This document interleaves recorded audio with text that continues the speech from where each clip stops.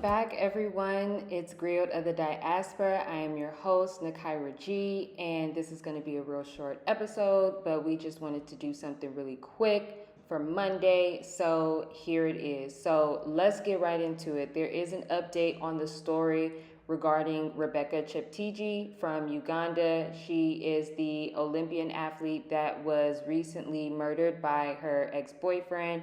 And there's been a report in the story that the ex-boyfriend that lit her on fire and murdered her has also died due to the injuries that he sustained from the incident that he committed against her, which is really unfortunate because it's just like at this point, like, why can't y'all just unalive yourselves? Why are you unaliving these women? And the stories and the conversation about femicide in Africa still continues. You know, it's so funny. The recent 2 videos that I did about these femicide issues in Africa, there are still people in my comments saying that femicide is not an issue in Africa and that it's an issue of proximity. And I really want people to understand something. When people talk about femicide, we also know that being close to people or proximity or class or race or age or the scene that you hang out in, yes, of course, those things play into it. But I think the conversation specifically with African countries and amongst African cultures is that we are trying to see a new world where women and subordination is not a part of the fabric of these African cultures. I think at this point in 2024 and beyond, the conversation about women's rights, the conversation about patriarchy, it is across the board. Just because it is African does not make it correct. I often hear this comment a lot where a lot of times people feel like, oh, that's just this culture, that's this culture. Okay, well, if you have to also say that femicide and pedophilia and child marriages and things like that are a part of your culture and you're proud of that, then just say that. But for the rest of the world, people would like to also be able to enjoy their cultures without feeling like a second-class citizen and without feeling like an object that can be murdered at any time and nothing happened. So anyway, rest in peace to Rebecca and to the other Olympian athletes that have recently passed away in the past few years due to domestic violence. So let's move right along over to Haiti. So I don't know, I'm sure you guys have watched the debates by now, and you guys know that there has been a lot of controversy, obviously Trump versus Kamala Harris, and there is the issue that Trump and his team brought up. You know, it's just so annoying even talking about him. But anyway, he made this claim that Haitian people are eating pets, eating cats and dogs. And apparently there are some videos that have come out from different residents in Ohio at some city hall meetings where they claim that something happened to their pets, and somehow they're blaming that on the Haitian residents in the area.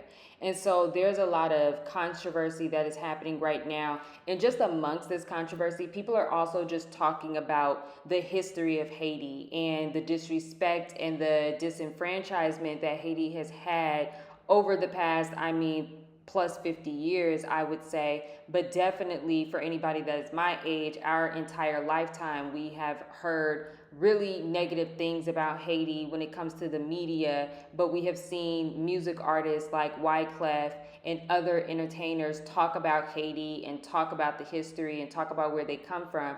So it's really irritating that Donald Trump continues to rile people up and continues to make up all these rumors, and he just says anything that comes to his mind, and people are running with it. So now social media, everyone is pretty much participating in this conversation. And what's really unfortunate is that Black Americans are participating in this conversation, and yet again, for the millionth time, another diaspora war has hit the scene, because now some people are either agreeing with Trump, or people are making jokes out of it, or people are saying, you know, the age-old joke that, oh, Africans and Caribbean people think that they're better than us. And I really think that it's stupid, because everything that has ever been said about an African or anything that has ever been said about a Caribbean person has literally been said not only about an American, but also has been written into law and made legal to either call us, to either treat us a particular type of way. So it's really, really stupid why people are even jumping on this bandwagon. But another viral situation happened in the midst of all of this controversy about Haiti has been going on. A journalist made this tweet, and he posted this video with no context. And as you see here, he makes this claim about what Haitian mothers are feeding their children. And so this video comes out. As you can see, it has like 50 million views. And when this video came out, it just circulated all throughout Twitter. And obviously people became in uproar and people started talking about it, and what was frustrating about it was when people did talk about it, they were actually saying, yes, this is true, but actually talk about why. Obviously, if mothers are feeding their children dirt, there is a reason for it. It's not because of culture. It's not because this is what they believe in. It's obviously something deeper than that. And so for it to actually be something deeper than that, I think the way that if this is a journalist, or this is just some media personality, but I found what this guy said to be so disrespectful, and to honestly just be an example of what journalism is turning into these days. Because for you to even have that footage, and for you to even have that information, and to put it out that way with that type of context, just to kind of insinuate that Haitian people are animals and they're primitive and things like that, like to try to showcase that they're eating dirt, but not talk about why. Not talking about how the U.S. plays a role in the poverty that is going on in Haiti. To not talk about how France is the cause of everything that has ever happened in Haiti. To just make it seem like Haitian people don't know their left from their right is completely disrespectful. So we will keep up on this story because it's still in the news. Even though the debates were a few days ago, people are still talking about this Haiti situation. Like, as soon as you open Twitter, you just see everything is about Haiti and people trying to defend its honor. So I found that really sad. And so there have been celebrities who have come out, people who have spoken about what's going on and, how they felt. But hopefully this dies down, and as time goes by, people realize how ridiculous this is. And for all the Black people who are like going along with it, you guys look crazy. I don't even know what to say. It's Kiki.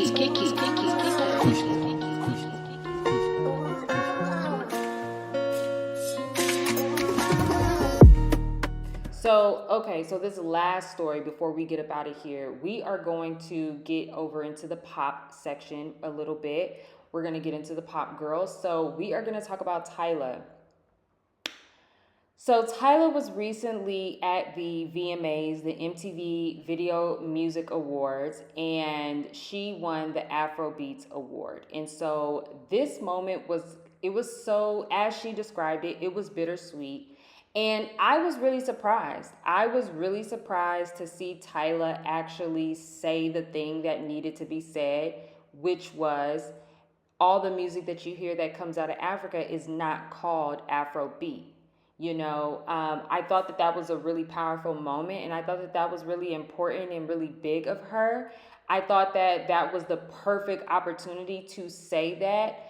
I do think it could have been even more iconic if she may have said, I won't take this award because I don't have Afrobeat music, or my music, I'm not from Nigeria, so I don't, but I think that it was really big of her to at least acknowledge that part, because we haven't really seen a lot of people say that. They've said it here and there, like if you watch Tim's recent Breakfast Club interview, I feel like she's been the most straightforward about it, when she just literally said Afrobeats is for Nigerians, period. We don't really need to have that much of a back and forth. And that was her response to Buju Banton's comment at Drink Champs about Afrobeat not having enough substance. And so Tim's pretty much responded to that by saying, Afrobeat music is for Nigerians. It was made by us. It was intended by us. So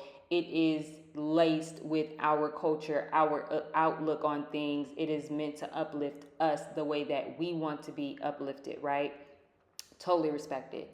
But Tyla made that comment, and she let the world know, she is from South Africa once again, and her genre and the music that is coming out of South Africa right now that's really popular is Amapiano.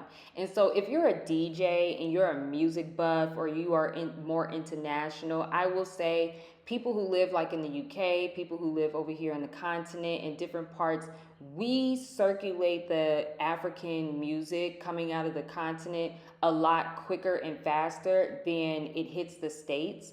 The States is just still very disconnected from this part of the world. But I really thought that was really big of her to actually acknowledge it. But for some reason, I saw that people were also upset with her about the whole award situation with Halle Bailey. And I don't even really care about that, because I just feel like that's like little kid stuff. But I do think that it's interesting that the conversation again came to people feeling like Tyla is acting too entitled. This is like becoming a very common thing on social media, where people are constantly saying they feel like Tyla is entitled. Even music artists are coming out. Other African artists have come out and said they feel like Tyla is too entitled. There are publications and media outlets and bloggers that are coming out and saying, Armand Wiggins made a comment and was like, I don't really know about her. I don't really like her vibe. He says she comes off uppity. In the Joe Budden podcast, Joe Budden also said he felt like she comes off very entitled. She comes off like, and I guess because of the situation that happened with Usher at a recent show, he went into the audience and her music was playing, and he kind of like made a gesture as if he was going to come and dance with her, and she kind of backed off in a way that was very like, no. And I don't know. I kind of thought that was a vibe, because I'm going to be so honest with you, and I'm going to keep this really short, but I just really think that women in the industry need to do that more when it comes to setting their boundaries, because at the end of the day, just because it's Usher, every woman does not want some random man grinding on her, and definitely not on national television. We barely want to do it for their own music videos or for photo shoots and things like that. But some people don't want to do that, especially when it's like, I don't know you. I don't have a relationship with you. Just because I'm new to the industry doesn't mean that I need to let every rapper and every artist that I meet grind on me for a few 10 seconds so it can go viral all over social media. I don't know. I just feel like if you take her having boundaries as her being uppity, then just call it that. But I also want people to like acknowledge that even if you do think that she's uppity, I mean, so what? I think so many of these stories that we keep hearing about these abuse allegations, these sexual violence allegations, I think a lot of that culture comes from women not having boundaries and women not having other people around them to protect them. And I think that so much of the way that Tyla has entered into the American market, she entered the American market with her team from her country, I'm assuming, but she has her team who is ushering her into the industry where she's not alone.